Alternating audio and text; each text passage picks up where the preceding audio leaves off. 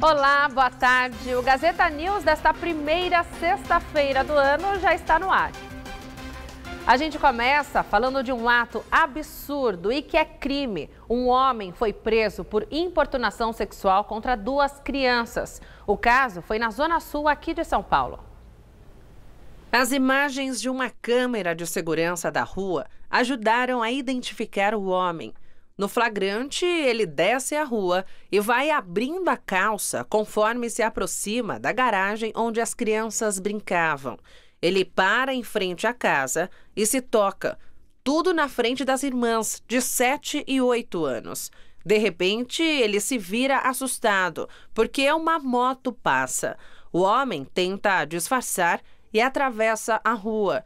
Atrás de um carro, ele espera um pouco e depois vai embora. Em seguida, outra moto passa. Era ele, fugindo. Pelas placas do veículo, a polícia conseguiu localizá-lo. Elcio Batista, de 34 anos, foi preso em flagrante por importunação sexual.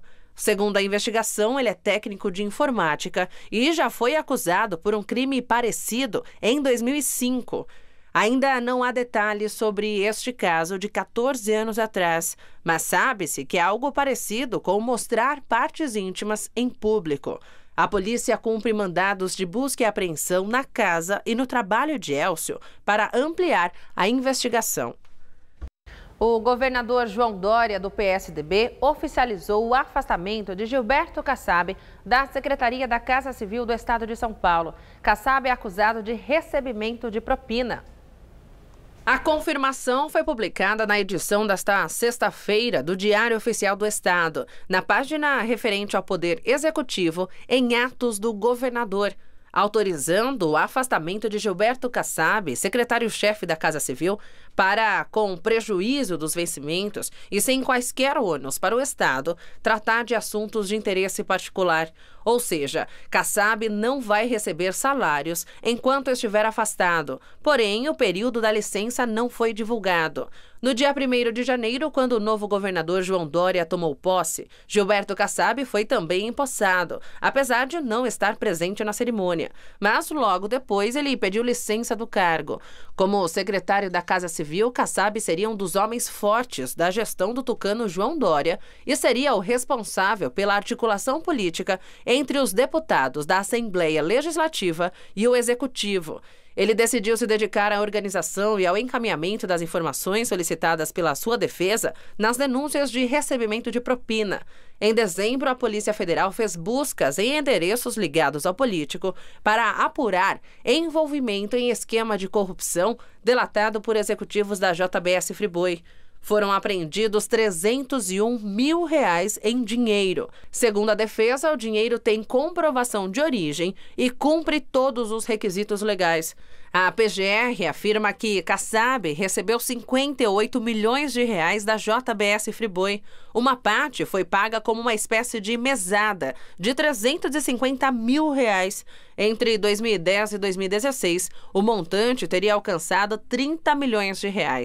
Diante das denúncias, Kassab disse que confia na justiça brasileira, no Ministério Público e na imprensa e que está à disposição para esclarecimentos. O presidente Jair Bolsonaro disse que a reforma da Previdência vai propor novas idades mínimas para aposentadorias, 62 anos para homens e 57 para as mulheres. A proposta deve ser apresentada ainda neste mês e deve contar com algumas partes do texto da gestão de Michel Temer, que já está em tramitação no Congresso. Bolsonaro participou da cerimônia de troca de comando da Aeronáutica em Brasília. O dia do presidente você acompanha no Jornal da Gazeta. Em Fortaleza, no Ceará, a população viveu a segunda noite de pânico com ações de criminosos. Até um prédio de uma prefeitura foi atacado. O ministro da Justiça e Segurança Pública, Sérgio Moro, autorizou por 30 dias o uso da Força Nacional para conter as ações do crime organizado. Sérgio Moro autorizou o envio de 300 homens da Força Nacional de Segurança ao Ceará. Ele considerou a gravidade dos fatos e as dificuldades das forças estaduais de atenderem sozinhas a ação do crime organizado. Para o presidente Jair Bolsonaro, o ex-juiz federal foi muito hábil e muito rápido diante da informação de que a violência se agravou no estado nordestino. Desde a noite de quarta-feira, foram contabilizados ao menos 45 ataques na Grande Fortaleza e no interior cearense. Cerca de 13 ônibus foram incendiados. Agências bancárias e prédios públicos, como delegacias, foram alvo de tiros e de bombas caseiras. Na cidade de Caucaia, um viaduto que foi atingido por uma bomba corre o risco de cair.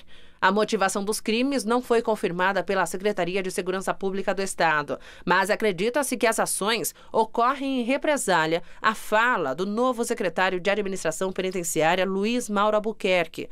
Ao assumir a pasta, ele disse que o Estado não deve reconhecer as facções criminosas em presídios e se mostrou contrário à separação de presos por facções dentro das cadeias cearenses. Nas ações, ao menos 3 pessoas ficaram feridas. Mais de 40 suspeitos foram detidos, entre adultos e adolescentes. No Rio de Janeiro, o governador Wilson Witzel disse que o caso dos assassinatos de Marielle Franco e do motorista Anderson Gomes pode ser encerrado em breve. O crime chocou o país e ainda não foi solucionado. No dia 14 de março, Marielle Franco, vereadora pelo PSOL, saiu de uma reunião com jovens na Casa das Pretas, região central do Rio de Janeiro, por volta das 21 horas, acompanhada de sua assessora e o motorista Anderson Gomes.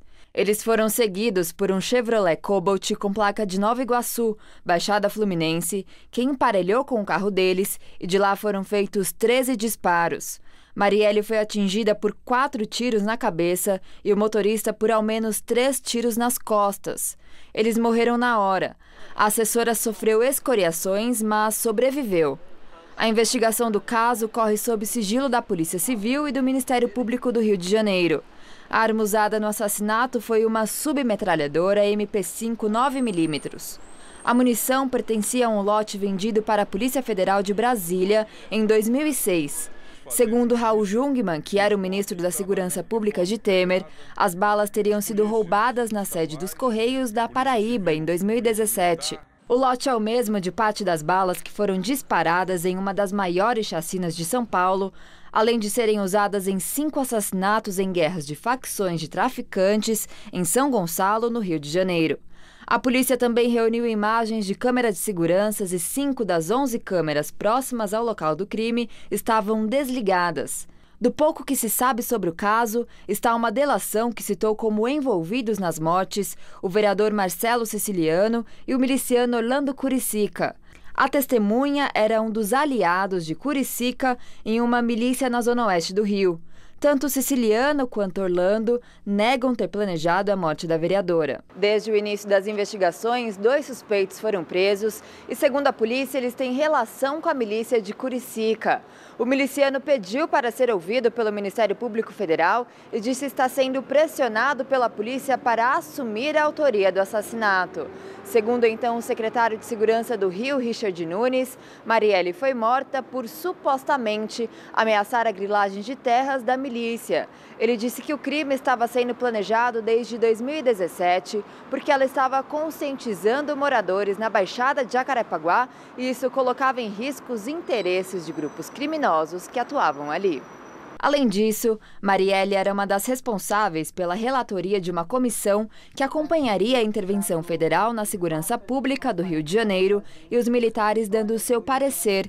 Ela era contra a intervenção.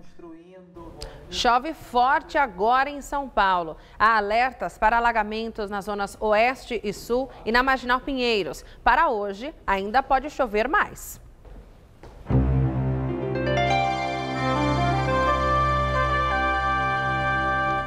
Continua chovendo em todo o estado de São Paulo no primeiro fim de semana do Ano Novo.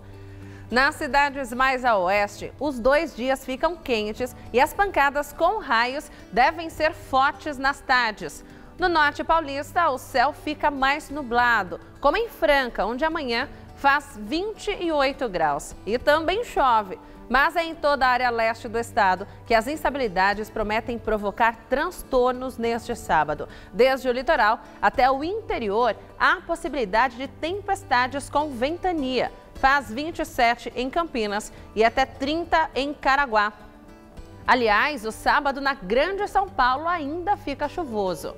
Aqui na capital não é diferente. Amanhã a chuva deve cair tão forte quanto a de hoje, com rajadas de vento. O calorão dá uma trégua e faz 26 graus. A partir do domingo, a chuva perde força e na segunda-feira, se chover, vai ser de forma fraca e isolada. E as temperaturas voltam a subir. No domingo, termômetros entre 20 e 29 e na segunda, entre 20 e até 32 graus. Levantamento da Fenabrave mostra que a venda de veículos novos no Brasil aumentou no ano passado. O volume de negócios cresceu pelo segundo ano seguido, de acordo com a Federação dos Concessionários. Em 2018, o aumento foi de 14,6% em relação ao ano de 2017. Foram 326.876 emplacamentos a mais no ano passado. Se forem consideradas as motocicletas, o aumento foi de 13,58%. Segundo a Fenabrave, os resultados positivos superaram as expectativas da indústria automobilística. Os bons números foram resultados da queda da inadimplência, a expectativa do crescimento do PIB e a greve dos caminhoneiros, que obrigou muitas empresas a montarem uma frota própria. E assim a gente encerra por hoje. Fique agora com o Gazeta Esportiva. Um ótimo fim de semana para todo mundo e até segunda-feira.